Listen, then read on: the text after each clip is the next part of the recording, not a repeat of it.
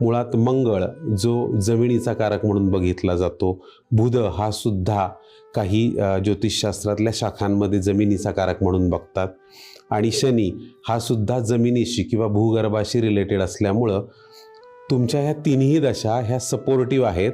तर तुम्हाला जमिनीचे किंवा स्थावरचे जे काही योग आहेत ते येण्यासाठी पुरेसे आहेत. म्हणजेच काय, तर आत्ताची चालू दशा, अंतर्दशा आणि महादशा ही पूरक आहे.